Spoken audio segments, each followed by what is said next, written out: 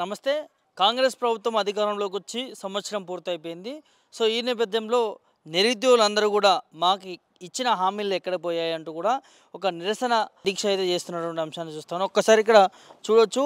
ఎన్నికల మేనిఫెస్టోకి సంబంధించి ఇక్కడ ఉన్నటువంటి వ్యక్తులు, నాయకులు ఎవరైతే ఉన్నారో కాంగ్రెస్ పార్టీ నుంచి దుద్దిల శ్రీధర్ బాబు కావచ్చు, కోదండరాం కావచ్చు, ఇప్పుడున్నటువంటి ఎమ్మెల్సీ బల్మూరు వెంకట్ కావచ్చు, సో ఆకునూరు మురళి కావచ్చు. సో ఇట్లా ఇక్కడ ఉన్నటువంటి నాయకులు నిరుద్యోగులకు అప్పుడు హామీ ఇచ్చిర్రు. ప్రభుత్వం అధికారంలోకి వస్తే ఖచ్చితంగా నిరుద్యోగులకు ఇస్తా అన్నటువంటి హామీలు అన్నింటిని కూడా మేము నెరవేర్పిస్తాం.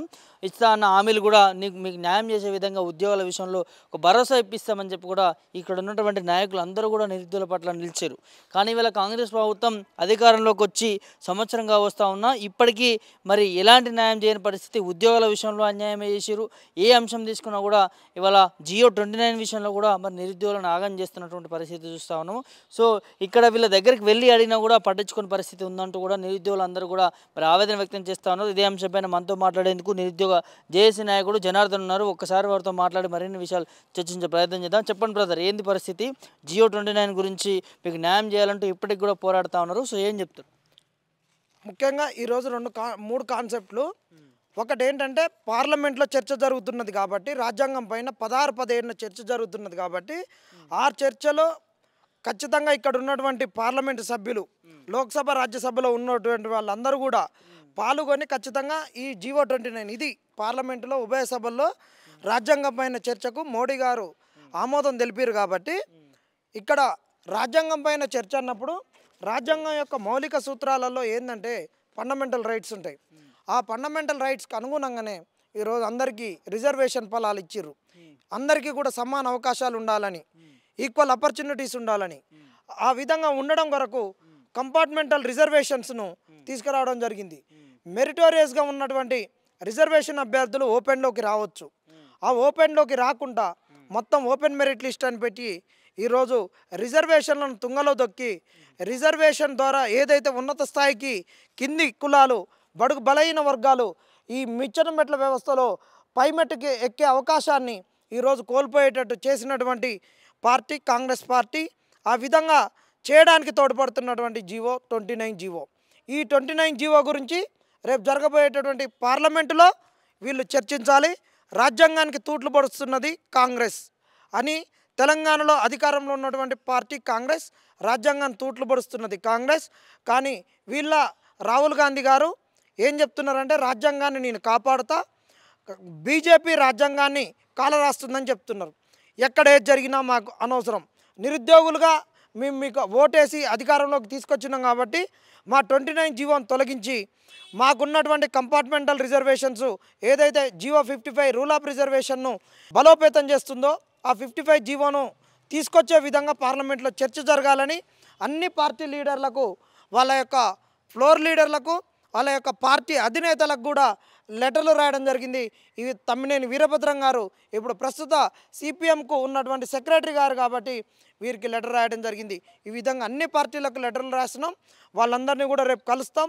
వాళ్ళ పార్టీ యొక్క భవన్లోనే కలిసి వాళ్ళకు వినతి పత్రాలు ఇచ్చి ఖచ్చితంగా లోక్సభలో, రాజ్యసభలో, దేశవ్యాప్తంగా మీ ఉన్నటువంటి ఎంపీలందరితోటి మాట్లాడించి ఈ కాంగ్రెస్ చెప్తున్నది ఒకటి, చేస్తున్నది ఒకటి, రాజ్యాంగాన్ని కాపాడడం కాదు కదా, ఖాళీ కడుపులుగా ఉండేటటువంటి విధంగా దళితుల యొక్క తలరాతలను మళ్ళా ఒక్కసారి వెనక్కి తిప్పే విధంగా రాజ్యాంగం యొక్క స్ఫూర్తిని, అంబేద్కర్ కష్టాన్ని మళ్ళీ వెనకకు తోసే విధంగా చేస్తున్నటువంటి కాంగ్రెస్ను పార్లమెంట్ సాక్షిగా ఎండగట్టాలని, ఈ రేవంత్ సర్కార్కు బుద్ధి చెప్పాలని, ఈ 29 జియో మీద కేసులు కనుక మళ్ళీ వీళ్ళు గెలిస్తే దేశవ్యాప్తంగా రిజర్వేషన్లు ఎత్తేయడానికి ఇది ఒక మార్గం సుముఖం అవుతుందని మేమందరం బాధపడుతున్నాం.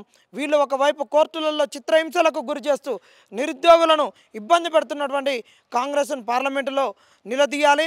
అదొక్కటే కాదు, ఇక్కడ ఉన్నటువంటి వీళ్ళందరూ కూడా ఈ మేనిఫెస్టోలో ఉన్నటువంటి వాళ్ళు వీళ్ళందరూ గత ఎన్నికలప్పుడు నిరుద్యోగుల దగ్గరకు వచ్చి రకరకాలుగా నిరుద్యోగులకు హామీలు ఇవ్వడంలో ముందు వరుసలో ఉన్నటువంటి వాళ్ళు ఈరోజు మేము కింద ఉన్నాం. వీళ్ళు ఈ విధంగా పైకెక్కినటువంటి వాళ్ళు, వీళ్ళు పైమెట్లు ఎక్కిర్రు.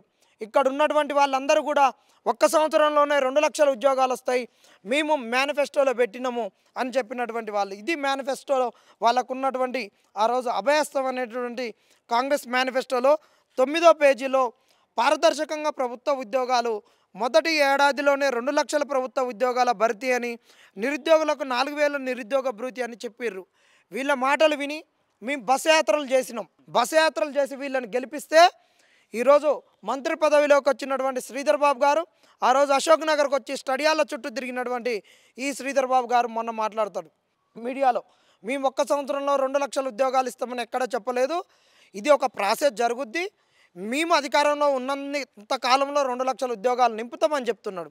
మరి మేనిఫెస్టోలో చెప్పడమే కాదు, ఇక్కడ ఉన్నటువంటి వాళ్ళ పార్టీ పెద్దలు ప్రియాంక గాంధీ గారు కూడా 1 సంవత్సరంలో 2 లక్షల ఉద్యోగాలని, వీళ్ళకందరికీ నిరుద్యోగులకు నెలకు 4,000 నిరుద్యోగ భృతి ఇస్తాము, ఎస్సీ ఎస్టీ బ్యాక్లాగులు ఉద్యోగాలు ఇస్తామని చెప్పినటువంటి వాళ్ళు వీళ్ళ మాటలు నమ్మి ఓట్లేసినాం. ఇవన్నీ ఆధారాలు. మరి వీళ్ళందరికీ పదవులు వచ్చినాయి, వీళ్ళు ఎందుకు ఈ విధంగా మాట మార్చారు? ఆయనకు ఎమ్మెల్సీ వచ్చింది, నాకు మంత్రి పదవి వచ్చింది, కోదండరామ్ రెడ్డికి ఎమ్మెల్సీ పదవి వచ్చింది, రియాజ్ గారికి గ్రంథాలయ సంస్థ చైర్మన్ వచ్చింది, అగ్నూర్ మురళి గారికి ఒక విద్యా కమిషన్ చైర్మన్ వచ్చింది, ఆల్దాజ్ జానయ్య గారికి ఈరోజు ఒక యూనివర్సిటీ వీసీ పదవి వచ్చింది. మా గురించి మాట్లాడిన వాళ్ళందరికీ పదవులు వచ్చినాయి. పదవులే కాదు, ఈరోజు కాంగ్రెస్ అధికారంలోకి వచ్చింది, అధికారంలో రాబట్టికే వీళ్ళకి పదవులు వచ్చినాయి. ఈ విధంగా మాట మార్చినటువంటి వాళ్ళను అసెంబ్లీలో ఖచ్చితంగా ప్రతిపక్షాలు వీళ్ళ యొక్క ద్వంద్వ వైఖరిని నిలదీయాలి. నిరుద్యోగులు మోసం చేసిరని యావత్ ప్రపంచానికి తెలియజేయాలి. వీళ్ళ వల్ల మేము మోసపోయినాం. కాంగ్రెస్ సంవత్సర కాలంలో చేసినటువంటిది నిరుద్యోగులకు గుండు సున్నా.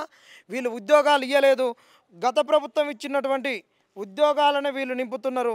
ఇప్పటికి 2-3 జాబ్ క్యాలెండర్లు మారవడం జరిగింది. ఆ జాబ్ క్యాలెండర్లతోటి మాకు వచ్చింది ఏం లేదు. ఇవన్నీ కూడా గత ప్రభుత్వం ఇచ్చినటువంటి నోటిఫికేషన్లు, ఉద్యోగాలు ఇవన్నీ కూడా. ఇంకా నిన్న సోనియా గాంధీ గారు బర్త్డే సందర్భంగా మా తలరాతలు మారుస్తామని చెప్పేసి అనుకొని ఈమె మెప్పు పొందాలని మమ్మల్ని తలగోరి పెట్టేటటువంటి కార్యక్రమం చేసిర్రు. గ్రూప్ 1 రిజర్వేషన్ లేకుండా తెచ్చిన గ్రూప్ 1ను కూడా తప్పుల తడకగా చేయాలని చూస్తున్నారు. ఈ విధంగా ఆ రోజు రాహుల్ గాంధీ గారు కూడా వచ్చి మోసం చేసిర్రు. నిరుద్యోగులు మోసం చేసినటువంటి కాంగ్రెస్ మళ్ళీ ఇంకొకసారి ఉండొద్దు. వాళ్ళు వచ్చి ఇచ్చినటువంటి నోటిఫికేషన్లు మొత్తం అన్నీ తిప్పి కొడితే 12,000 లేవు. విద్యలో ఇచ్చినటువంటివి 5,973, హెల్త్ డిపార్ట్మెంట్లో ఇచ్చినటువంటివి 5,213, గ్రూప్ 1లో ఇచ్చినటువంటి 60 పోస్టులు, 2 లక్షల ఉద్యోగాలు 1 సంవత్సరంలో అని 1 సంవత్సరం తిరగకముందే యావత్ తెలంగాణ మొత్తాన్ని పెన్షన్దారులను అయితేంది, రైతులను అయితేంది, నిరుద్యోగులను అయితేంది, అందరినీ గూడు లేని వాళ్ళకి గూడిస్తామని ఈరోజు బుల్డోజర్లతోటి ఇండ్లు కూలగొడుతున్నారు. తెలంగాణను మొత్తం నాశనం చేసినటువంటి కాంగ్రెస్ను త్వరలోనే స్థానిక సంస్థలలో ఇంటికి పంపించే విధంగా నిరుద్యోగ లోకం కూడా నడుం కట్టుకుంటుంది. తెలంగాణ సమాజంని ఈ విధంగా ఇబ్బందులు పడడంలో నిరుద్యోగులు కూడా ఉన్నారు. ఎందుకంటే మేము ఆ రోజు నమ్మించి ఓట్లేసినాం కాబట్టి ఈరోజు స్థానిక సంస్థలలో కాంగ్రెస్కు మళ్ళొక్కసారి బుద్ధి చెప్పే విధంగా మేమందరం కూడా కంకణం కట్టుకున్నాం. బ్రదర్, మీరేమో 12,000 ఉద్యోగాలు ఇచ్చిన నిరుద్యోగుల తరపు నుంచి మీరు మాట్లాడుతూ ఉన్నారు. స్వయాన ముఖ్యమంత్రి ప్రజాపాలన దినోత్సవంలో ఏడాదిలో 55,000 ఉద్యోగాలు ఇచ్చింది మేము, ఏ ప్రభుత్వం ఇవ్వలేదు, ఏ దేశంలో ఏ రాష్ట్ర ప్రభుత్వం కూడా 55 ఉద్యోగాలు ఇచ్చిన దాఖలాలు లేవు అంటూ కూడా గొప్పగా మాట్లాడుతూ ఉన్నారు. అయితే మీరైనా అబద్ధం చెప్పాలా, లేకపోతే ముఖ్యమంత్రి అయినా అబద్ధం చెప్పాలా? దీనిపైన మీ స్పందన? ముఖ్యమంత్రి గారు సాక్షాత్ అబద్ధం చెప్తున్నారు. ఆయన ఇచ్చినటువంటి 55,000 ఉద్యోగాలకు సంబంధించినటువంటి లిస్ట్ మొత్తం ఇక్కడ ఉన్నది. ఎవరు నోటిఫికేషన్ ఇచ్చారు, ఎప్పుడు నోటిఫికేషన్ ఇచ్చారు, ఎగ్జామ్ ఎప్పుడు పెట్టిర్రు అనేటటువంటివి ఈ విధంగా మేము తయారు చేసి పెట్టినాం. మరి వాళ్ళు వచ్చి చెప్పమని చెప్పి ఎవరికో సవాల్ ఎందుకు ఇచ్చేది, ఎవరో వచ్చేది ఎందుకు? నీ నిరుద్యోగుల ప్రభుత్వం నిరుద్యోగుల దగ్గరికి నువ్వు రావచ్చు కదా, అశోక్ నగర్కి రమ్మను.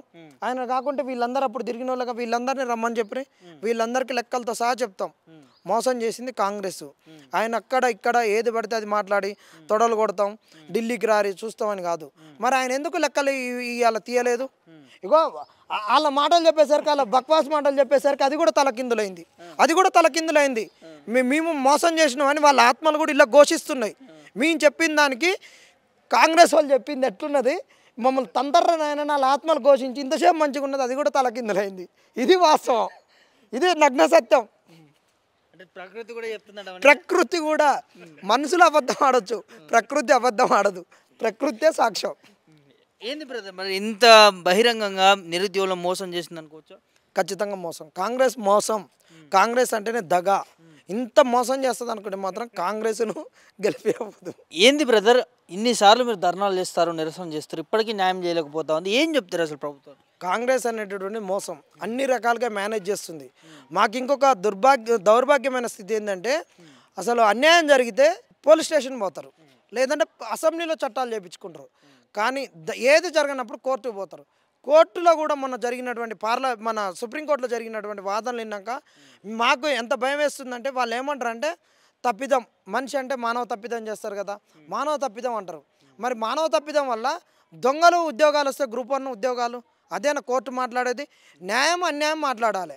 వీళ్ళు మానవ తప్పిదము ఏదో జరిగింది, ఏందో జరిగింది, 10 సంవత్సరాల నుంచి నోటిఫికేషన్ లేదని చెప్పడం ఎంత దౌర్భాగ్యమైనటువంటి స్థితి. కనీసం కేసు యొక్క మెరిట్లోకి కూడా పోలేదు. 14 క్వశ్చన్లు రాంగ్ క్వశ్చన్లు ఉంటే దాంట్లో కనీసం పోకుండా తీసుకొచ్చిన పరిస్థితి.